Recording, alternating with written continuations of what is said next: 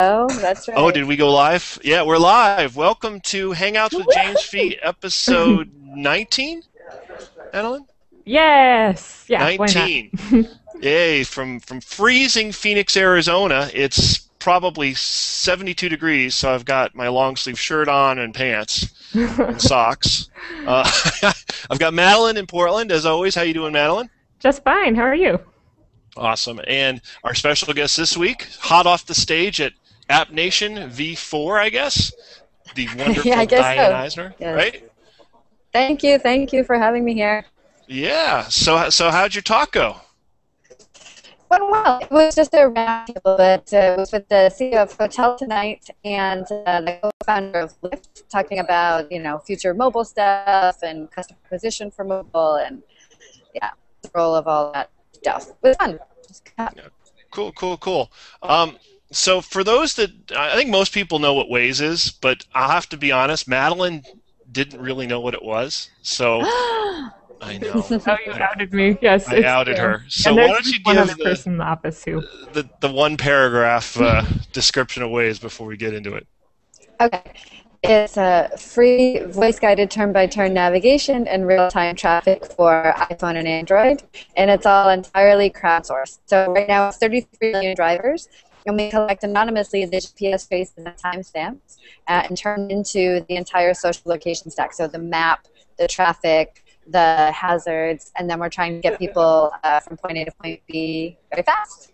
Yeah, cool stuff. So I guess my first question, this always comes up, is people, when they find out your map is crowdsourced, the first thing they say is, why'd you do that yourselves? Then an OpenStreetMap already did this, right? Why don't you get in a little bit why you guys felt like you needed to control the map a little bit there? Sure. Well, first of all, the company founded in Israel, and so there weren't OpenStreetMap and Waze were kind of starting to play around at around the same time. So OpenStreetMap wasn't really there yet. When we came to the U.S., it was an awesome option. In terms of attributes, features, community, it was really different from what we needed on the navigation side. Road directions, speeds, different kinds of information on the road segment. So while I would say that in many cases OpenStreetMap has a lot more detail than ours, we had to build something that could very, very quickly be created for navigation purposes. And had to make sure that it was all collected it from all the mobile devices as people were driving. And the other thing is, as probably everybody knows, there were some licensing issues that I know OpenStreetMap has resolved. But by this point, we're already so far along. Doesn't mean now.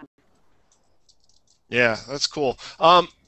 So one of the interesting things that you guys used to do, and I guess you don't need to do it anymore since your map is perfect, is you used to have sort of a gamification. Perfect. The whole idea of perfect math is funny in itself.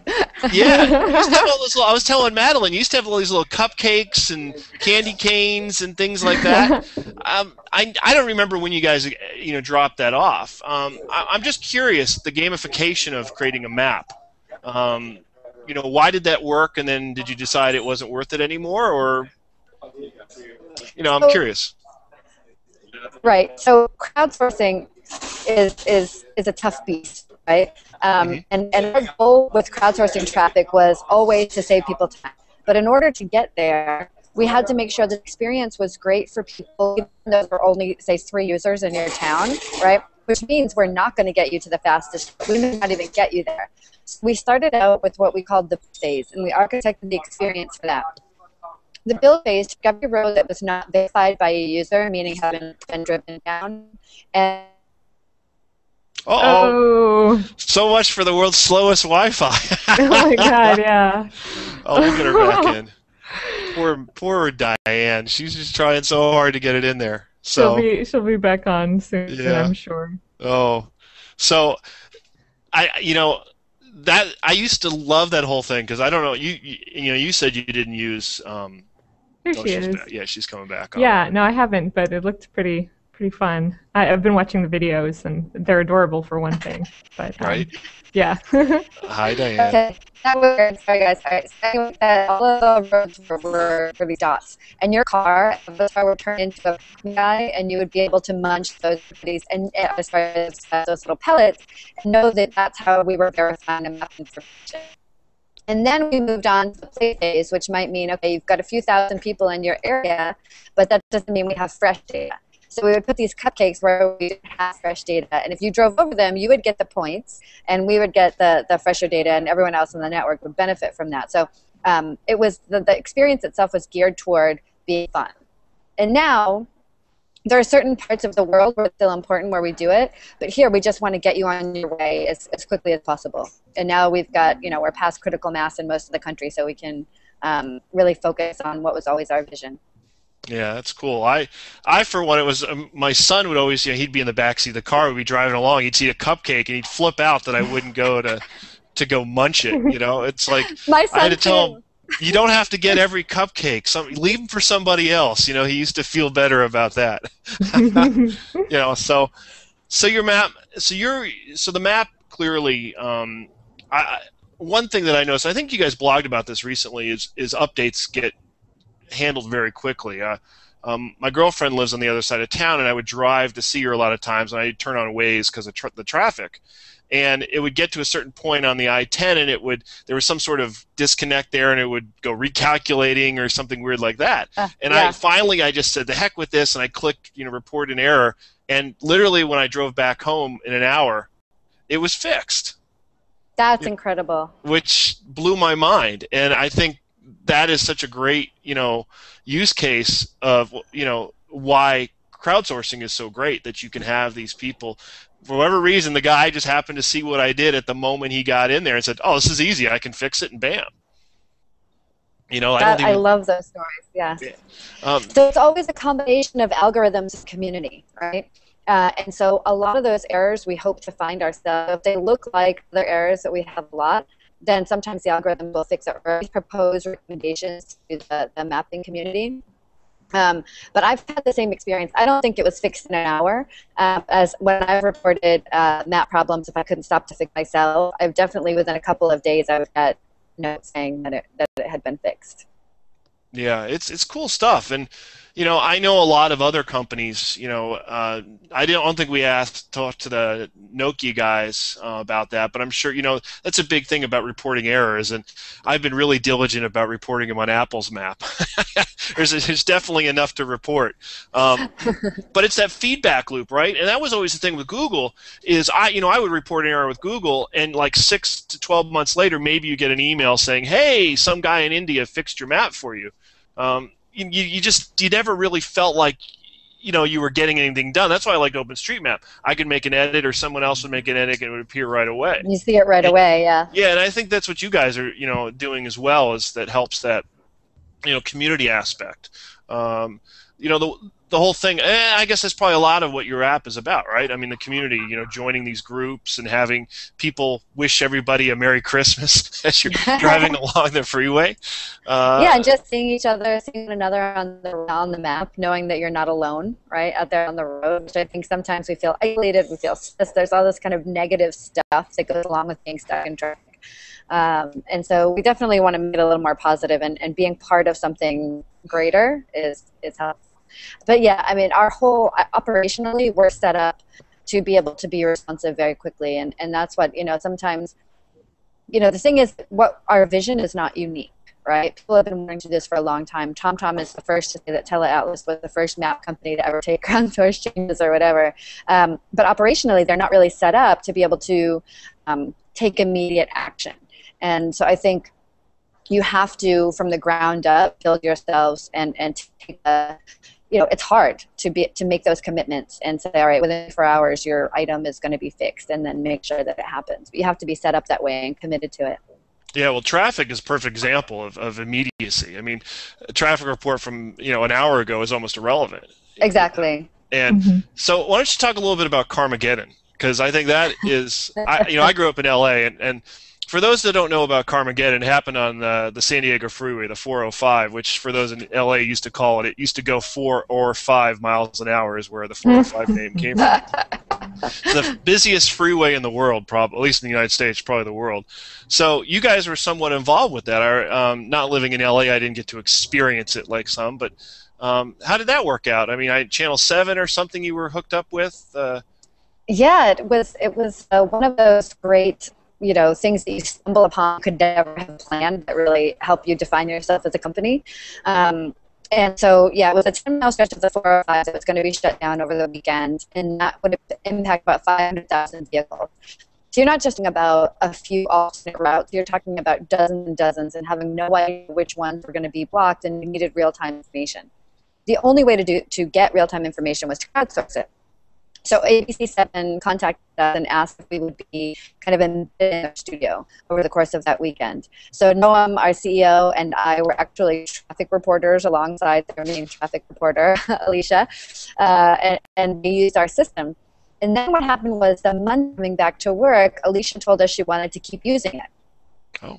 She was just using it from the iPad, but she liked being able to get the reports from people. She liked being able to get obviously the Surface Street information, and she just thought it was fun. So she wanted to keep using it, and now that sparked this kind of big moment for us where we're now on 23 TV stations across the country that use us every morning for the traffic information. Well, that's really awesome. Did you get to stand in front of a green screen and kind of show the traffic, along the 405? Actually, you got to do kind of like no, she got to do that. That was her thing. I just sat in front of a big giant screen of a Waze map and pointed and talked about real-time traffic. So I'm curious. So that was probably a big watershed moment, at least in LA for you guys. All of a sudden, all the people watching the news in LA know about Waze. Yeah. What kind of exposure? I mean, how many people did sign up? Was it how'd that work out? I don't remember exact numbers now. Remember the growth, because already a year ago we were, say, 10 million drivers. Today we're 33 million drivers. And then back at Carmageddon, I really don't even remember. It must have been a few million drivers. But I remember the statistic I had was we grew the LA market by 3x over the course of 6 weeks following Carmageddon. Wow. It's impressive. Speaking of the number of drivers, one of our viewers would like to know how many people you have in Europe, if you have an idea. So Europe is about, now look at EMEA in general and include Israel, it's probably about 10 million. Cool. Just over. And Italy is our biggest market, followed by France, and then very strong and growing quickly in the Netherlands, Spain, a little more slowly in the UK, and very slowly in Germany. So that's interesting. Go ahead, Madeline. Yeah, I had a question, but I can ask it later if you wanna. If this follows directly, James. Well, that was it's something that's I've always been really interested in is why does Waze feel that certain countries accept Waze more than other ones? Is it a cultural thing, or is it just you get in there first, or is there a local competitor? It's a question we still don't know how to answer. In Italy, it just happened to be one specific blogger that was very influential. Like if you look at a huge market like the US, there's no one blogger, other than maybe you, James, no one blogger that really influences people's behavior in this way. In Italy, they're really very famous guy who started blogging about us. Then there was a cultural factor, which is that people are on their phones constantly. Everybody is very well connected. Everybody is driving. They drive crazy. It's very social. And then you could say, all right, well, why is our growth slower in Germany? And you could say, okay, maybe it's more cautious. Maybe they have nicer German cars with navigation built in. But you might also say, hey, there are some really great applications that are already in Germany. So I know, I actually don't know how good it is, but I know that Gobler is based there, and that the OpenStreetMap data for navigation is actually good in Germany. So it's really hard to say, but it definitely has to do with once it hits, once there is that trending, it kind of keeps going. But you never know what will start it. Yeah, interesting. Okay, I'll go ahead and ask my question now. I was wondering, with OSM, one of the major obstacles to getting to the turn-by-turn navigation has been addressing. How have you guys dealt with getting the address points, or how do you deal with that? Obviously, jitting is an important part of the stack, and so we build up a lot of our own on a proprietary side on the geocoding. But when you're doing local search on Waze, we actually bring in information from Yelp, Foursquare, Bing, Yellow Pages. We'll bring in whatever is relevant, and you can actually scroll through and choose your service that you're getting the information from. So if you're doing a restaurant search, we'll default Yelp, but you can just scroll right over and see who's checked in Foursquare as well. Then if it's like a nightclub or something, it will default to Foursquare, but then you can swipe around and check the sources. So what we found is that the point of interest databases are so it remains so poorly put together. It's easy for them to get out of date. Some categories are better in some services than others, and so we decided just not to get into that space and bring in the best of breed for all the different categories. Interesting. Cool. Okay, I've got another viewer question for you. Alan of the Berg asks. Yay, Alan of the Berg! Yes, he's like a super top Wazer. He's famous within Waze. Oh, cool. He says, but Italy is also the first country to be totally locked down due to the popularity and the dark side of those wanting to deface the maps. How do you plan to protect the maps? Oh, great. Well, he's probably even more connected to that questioning than I am. But so we do have so for each, when you go to edit the map, you can choose if it's the first time it's being created, then you can give it a name, use it a two-way, a one-way, and your username is associated with that. When other people come and make an edit to that, their name is associated with it, but we have a ranking system. So what do you do with all those cakes and the points you've gotten on Waze? It really impacts the amount of influence that we're allowed to have in the system.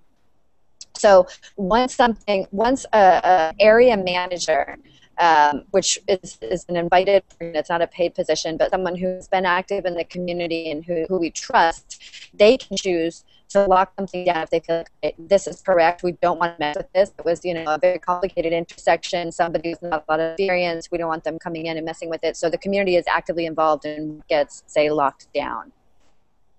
It's sort of like Wikipedia, where certain articles get locked down for whatever reason by certain people who say this is going on the front page, therefore we don't want people defacing it. Same read for all you guys. The Super Bowl's happening. Clearly, you don't want people messing with the map around the Super Bowl because then you're just going to get really negative press. We did do that around the Olympics as well. We had a temporary down, but again, that was initiated by the community as well, and then they worked with our team on that. Yeah, interesting.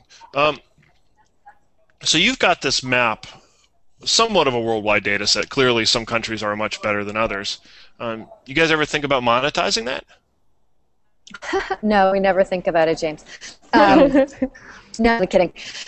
4 weeks ago, we launched our ad platform at AdTech. It's a self-serve system that allows local merchants to come in and basically bid on showing up on a map. And then we also have a few customers that we brought in. We're still in very, very early days, but for example, we work with Dunkin' Donuts and Procter & Gamble and just some really great brands. And we only show a couple map at one time because we want to be distracting. And we try to gear them around offers. Like we work with a bunch of the fuel companies, and the fuel companies had to give 5 cents off, 10 cents off per gallon as an incentive to our users to be shown on the map. And while that's a pretty high bar, it'll be hard to stay there, it's like, how do you weave in a brand together with the map itself in a way that's going to make sense. And because our users are mostly commuting, it has to do with where people stop on the way to work and where they stop on the way home from work. But we've been watching Twitter, for example, and we have so many people saying, wow, Waze now puts Dunkin' Donuts on the map. I couldn't resist a coffee fix. Or no, I love seeing Dunkin' Donuts. So, we're trying to make it feel like it's a service, right? Or part of part of the Waze experience. And that's something that we're watching very, very carefully. But so, yeah, we're a whole 1 month into that. Yeah, cool. Yeah, Glenn Leatham, who's watching, says, hey, Di-Ann, will those cool little holiday rewards be coming soon, hopefully in Canada? I once drove about 10 miles out of Fort Collins just to get one, he says. So. Yeah, right. Hello. Hey, Glenn, how you doing, buddy? No. Oh, no. That's so, no, seriously. I mean, the user community is incredible. And again, not as relevant now as it was then, but in those days, if it weren't for people being willing to do that, and you might think, well, aren't you sort of wasting fuel to go do that? But one person's fuel consumption is saving everyone else on the network's fuel consumption, right? By being able to know what's fresh or what roads to avoid. And that's what we're looking at now, right? Like at scale. Hopefully we won't have to have you running out of your way, but I feel like the Waze community is so awesome and so engaged, and they know that what they're doing, even if it's going 10 miles out of your way for a cupcake, is helping others, right? I was talking to someone the other day, and it's someone that is not particularly tech savvy or anything, and he said, yeah, I use Waze every time I get in the car because I know it's helpful. Mm-hmm. Cool. Cool. Another question here. Any partnership in the pipe with some municipalities interested in using Waze as a tool to control traffic? Yeah, actually. So we don't exactly know how it's going to flow. Our first deal is with GDOT, so really more the Department of Transportation. And we're partnering with 511 there because it's important for them to get their data out. They want to get our data, and it's good for our distribution as well. Now, there are a couple of cities that we're working with to figure out, is there a good algorithm for what we call congestion incentive? So we all know about congestion pricing, right? Which you have to pay more at different times of the day or to access the center of the city. But what happens is it's the poorest among who end up having to pay the price. That's the con, right? There are plenty of pros. What about congestion incentives? What if I knew that on this road segment, if we got 6 cars off the road, it would create a free flow scenario, right? Then, so how do you get those algorithms? And it's the traffic planners and the urban planning folks who actually understand that a lot better than us. We're doing some trials around that. And then on a national level, during Hurricane Sandy, the White House got into contact with us. It was the Friday after the bulk of the storm. And what happened was a lot of New Jersey and New York were left with no power at fuel stations. And so nobody knew what fuel stations had gas, which ones were open, and how long the lines were. And people were sitting in 3-4 hour long lines. So contacted us and said, can we use your system to crowdsource this information about the gas stations? So we found a way to pull that off fairly immediately. Worked with Andrew Turner as well and tried to get information back out, all people that you guys know on the show. And basically FEMA used that information to figure out where to send their fuel trucks. So if you look at the state of crowdsourcing, right, and you look at, okay, it really is going toward massively scaled participation now. The White House a year ago never would have thought to contact a service like ours. Never mind that we would have been able to respond with a solution. It's not that you need to make a Hurricane Sandy crowdsourced app, right? That just it doesn't work like that. You can never plan. You never have enough time. So services like ours, or anybody who has these very large platforms, have to be thinking, how does this make the world more efficient, particularly in a time of crisis, or working with the cities. But yeah, there are a lot of things that we're playing around with in that front. Yeah, thank you for that. I was going to ask you about the Sandy story. I read about it. It's very inspiring. Congratulations on that, and thank you for that work. Thank you. Yeah. It was really surprising to us. Well, that's the one thing is, map data is, in the past has always been something that you publish like once a year, or once a quarter. And, nowadays with mobile devices and people being so connected, they literally expect this stuff to be updated, immediately. I was going to say hourly, but even hourly is sometimes too long for people. And I think you hit on it. I don't think there's any other way to do that without crowdsourcing, because you'd have to scale this organization so massively, it couldn't support itself. It's interesting. One thing that someone wanted me to ask you was about you guys and Apple Maps. So Apple's navigation uses your data for, I guess, the traffic, right? We don't really comment on that. I've seen stuff in the press, but we don't. We don't really comment. Okay, so then I won't even ask because he wanted to know more about it. And I figured, fair enough. That's just fine. Everyone wants to know about Apple, and they figure if we can get through with someone else. So oh well. All right, so we got another question here. Oh my goodness, we got lots of questions. We got a bunch of great questions. They all came. Why don't you ask it there, Madeline, if you've been paying okay. attention. I'll ask. Alan of the Berg has 2 more. Here's the first. Di-Ann, Waze is currently focused on the commuter market, but I, along with many others, desire to use Waze for long-distance routing, road trips, for example. how much more commuter-focused features / time does Waze have before really pushing to a more fully fledged GPS navigation system with features needed like multi-stop, gas mileage, stations by mileage, food by time of day for those multi-day trips? So I can't speak too much to the roadmap right now because I don't actually know. There's a whole slew of features we want to get into the application. We launched Add Stop a couple of months ago so that you, at the very least, add a stop along your route. All of the new category search and local search that we create is able to show you things along your route. So, for example, that sounds like an easy thing to do, but most services show you what's like where is gas around you, or where are the roads around you. It could be behind you, it's not necessarily along your route. So we really have spent the bulk of our time trying to focus on that route and how to show things that are right there and get all kinds of data to fit into that. So that's where we started. And then going forward, I don't know, our V product and Yael is definitely like hearing that, but unfortunately we're 100 people competing with Google's several thousand. And so we have tended to optimize around them, and we hope to be able to add more, but it's tough. We have to say no to a lot of things. Mm. Alan of the Berg is not your regular user, though, so he can just he can kind of just start demanding, and we would listen. Oh, there you go, Alan. You own them. So, okay, another one. Luke Patrick asks, what would be the next data input Waze is interested in? Record the cameras from our dash-mounted phones for our own street view? I actually like that idea, but that's going to be a while.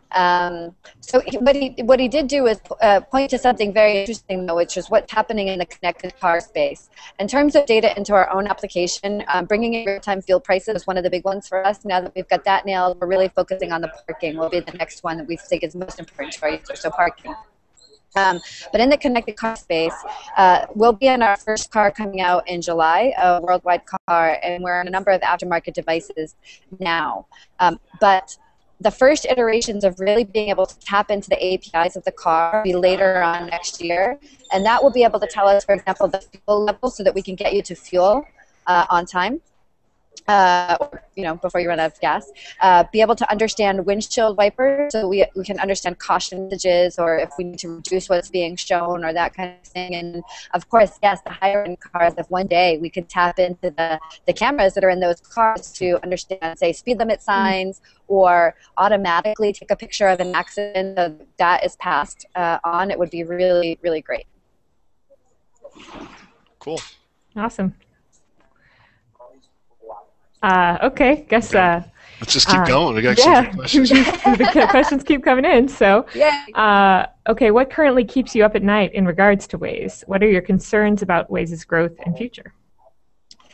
That's a good one, and it's actually very fresh on mine because I just started sleeping again after about 4 weeks of not. And it changes with the company, right? We're still very much a startup, and so my specific role has changed every time Waze needs something different. I point in that direction, and the most recent one was around advertising platform, and we are a totally community-driven company, and so hiring a sales team, interviewing salespeople, learning to negotiate with salespeople has been like pretty damn near tragic.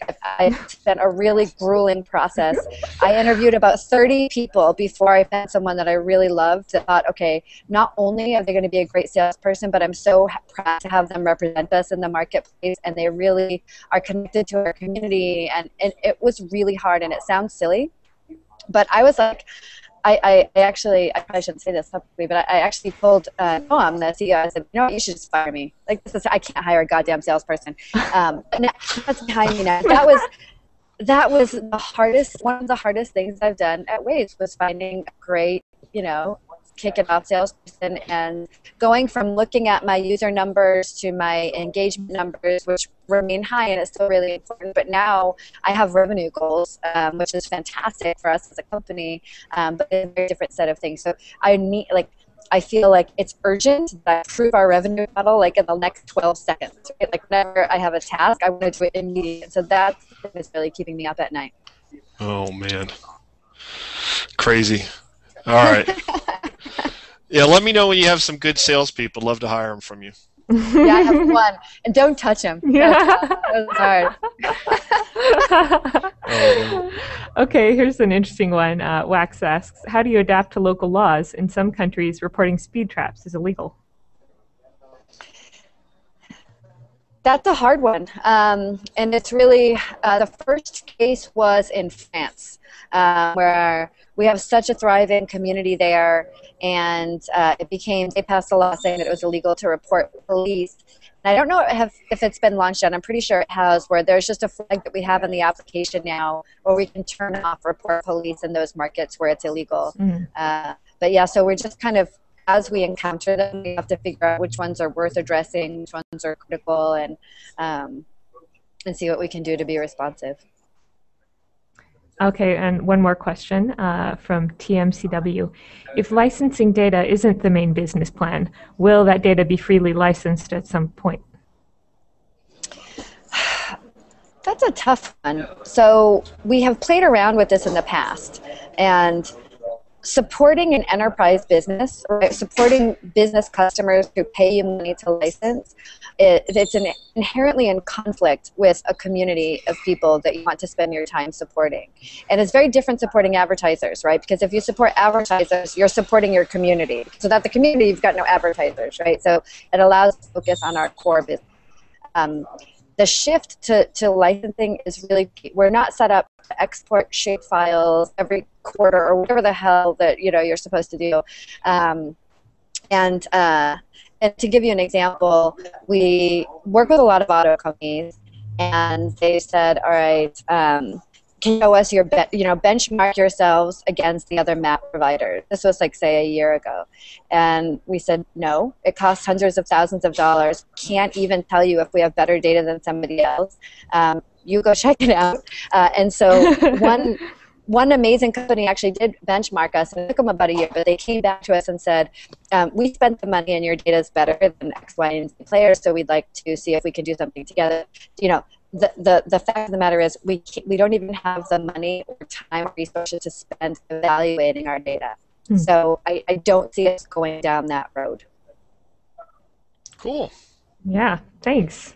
Well, I guess we've had you on for a little over half hour now, so yeah. And it seems like you're very busy today, so we should probably let you go. Yeah, thank you so much. I am so sorry about a clunky beginning, and thank you for being flexible. This is so fun. Yeah, thank you. We'll definitely have to do this again with a better connection, right?